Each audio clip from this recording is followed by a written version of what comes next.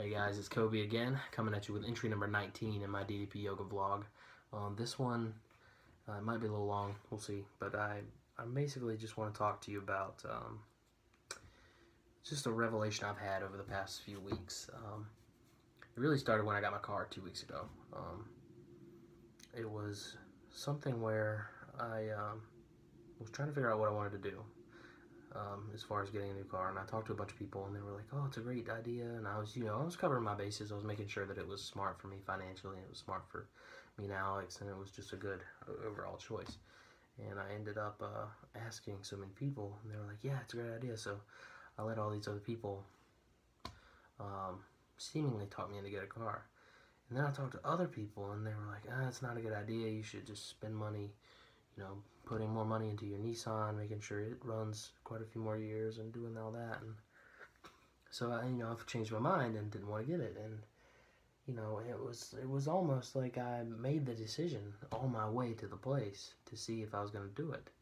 And what I realized, after the fact, because I walked up to somebody after the fact that was against me buying the car, and I told her I got the car, and I was like, "Hey, sorry, I did it." And she was like, "Why are you sorry? You got a car, that's awesome." And I was like, "Well, I mean, yeah, I just, I don't want you to think I'm an idiot or I'm, foolhardy for just going into buying a car." And she was like, "That's not something to apologize for. That's not something you need to worry about. That's not something you need to concern yourself with." And she seemed, legitimately mad at me for apologizing for that. And she was, she basically left me with this point, in that it was my decision to make, and I can't let everyone else's opinions about it dictate what I do and how I feel about it. And that I thought about that a lot. That really resonated with me a lot, and it just made me realize that there's a lot of things that I don't give myself enough credit for, and there's a lot of things I don't. I'm not firm about. I don't make decisions a lot. I tell myself I do, but a lot of times I don't. What's the word? I don't own my choices, I guess. This whole program is about owning your life, and it's easy to just use that buzz phrase and just say, "Own your life, own your life." But it's one thing to say it and another thing to do it. And I think a part of owning your life is being honest with yourself, being real with yourself, and taking the time to say, "Hey, I care about this thing and I want this thing." I think that in my life and just in my daily interactions with people, I try really hard to impress people. I try really hard to give off a good impression, make a good impression, and earn as many friends as possible, and get a good reputation and all that stuff. And I struggled with this through college too. Of doing stuff for other people, not because I wanted to do it for them, not because it made me happy to do things for them, but because I wanted them to like me. And the point I'm making with that is that that has affected my choices in the past. That I've just done things, made choices not necessarily for me, but for other people, to make other people happy. I was concerned so much with everyone else. I wasn't concerned with myself. And so that thinking about that over this weekend and whatnot made me do a little reading, and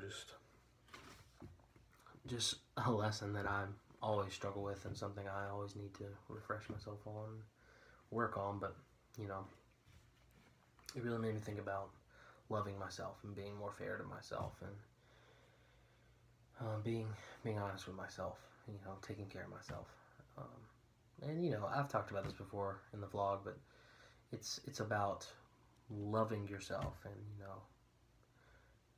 I think one of the most poignant points I saw was think about the way that you would treat the one you love the most, and now treat yourself like that.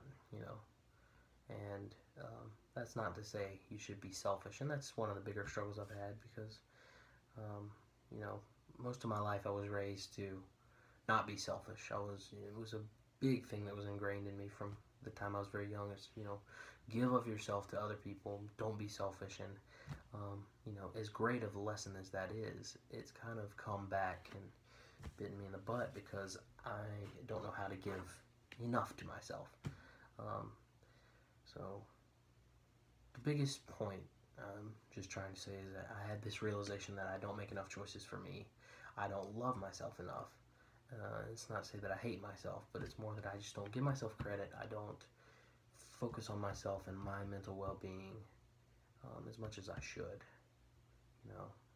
And it's not to say I can't worry about other people, I can't help other people and work for them, because, you know, a lot of times I do things for other people just because I do like them and I want them to be happy. It makes me happy to see them happy, but it should make me equally as happy to see myself happy, and it doesn't. It makes me feel selfish, and I think that's something that I need to work out on my own. But it feels good to talk about that and to own it, you know, to know that I need to be more selfish in positive ways and just, you know, give myself more credit, love myself.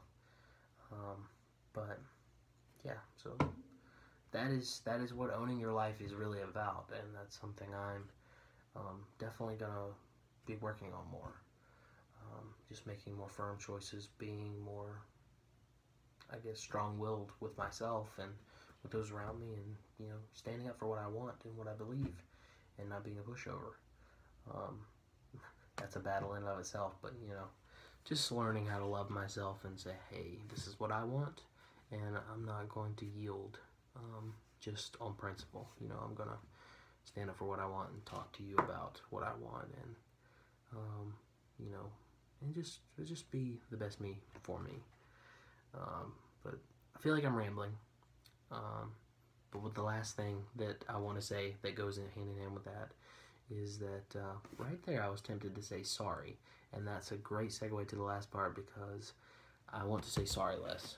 I say it way too much. I apologize for every single thing under the sun. You know, case in point, I wanted to say sorry for making such a long video, but truthfully, these videos are getting like 18, 19 views at best. So, you know, if you've stayed this long, like, you want to watch it, and by the way, thank you. But, you know, I'm not going to say sorry for talking about something that matters a lot to me. I'm not going to say sorry for recording a long video about something that matters to me. And I want that to be something I carry out into my daily life. You know, I don't want to be sorry for trivial things anymore. I don't want to just say sorry on principle or assume that I am wrong. You know, I don't want to be hard-headed, but I don't want to just immediately go, I'm sorry, it's my fault, you know, and take the blame for stuff that I don't feel is my blame. So, but it all goes hand in hand with loving yourself, owning your life, and that's something I'm still working on. You know, I can do you know, broken table and broken airplane crunches, no problem now.